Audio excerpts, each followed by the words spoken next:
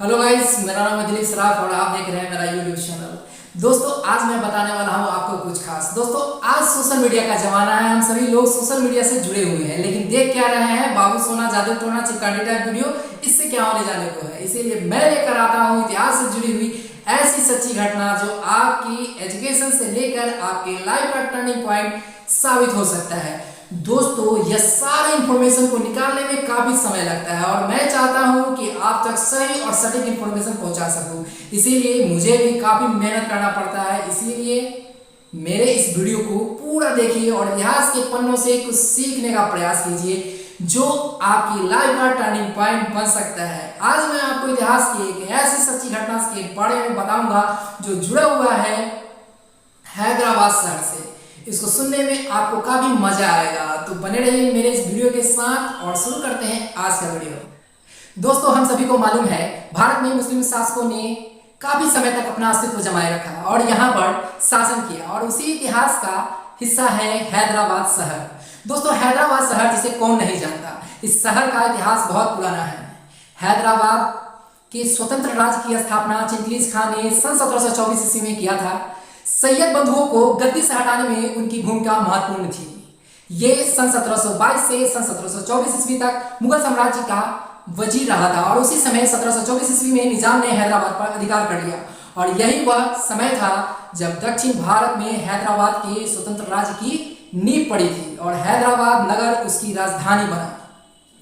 उसने केंद्रीय सरकार से अपनी स्वतंत्रता की घोषणा कभी नहीं की, लेकिन व्यवहार में एक स्वतंत्र राज शासक के रूप में कार्य किया।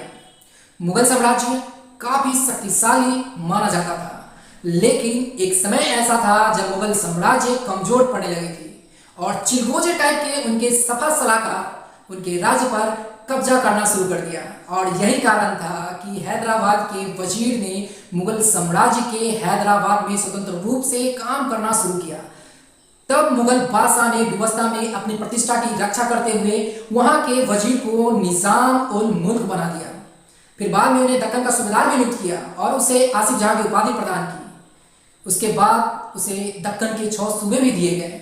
दोस्तों, यहाँ पर एक बात समझने की जरूरत है कि निजाम उल मुल्क को अक्सर संक्षेप में निजाम कहा जाता है, जिसका अर्थ उर्दू भाषा में क्षेत्र का प्रशासक होता है और सारा प्रशासनिक भाग दौड़ उनके आदेश के अनुसार ही होते हैं, जिसे शॉर्ट फॉर्म में निजाम कहा जाता है। मुझे लगा ये आपको समझने में काफी मदद करेगा, इसीलिए मैंने आपको बताया। अब आगे बढ़ते हैं और मूल बातों को समझते हैं जो आज हमें समझने की जरूरत है। हैदराबाद के निजाम ने दिसंबर 1737 ईस्वी में पेशवा बाजीराव के साथ युद्ध किया, जिसमें उसे हारना पड़ा। सन 1739 ईस्वी में दिल्ली पर नादिर शाह के आक्रमण के समय निजाम ने मुगल बादशाह की ओर से नादिर शाह के विरुद्ध करनाल में युद्ध में भाग लिया। इस युद्ध में नादिर शाह जीत गया। निजाम नादिर शाह से समझौता करने में असफल रहा और हैदराबाद वापस लौट आया। उसके बाद उसने कभी भी दिल्ली की राजनीति में हस्तक्षेप नहीं किया। उसने बड़े बड़े उपद्रवी जमींदारों को अपनी सत्ता मानने के लिए मजबूर किया और शक्तिशाली मराठों को अपने अधिकार क्षेत्र से बाहर रखा।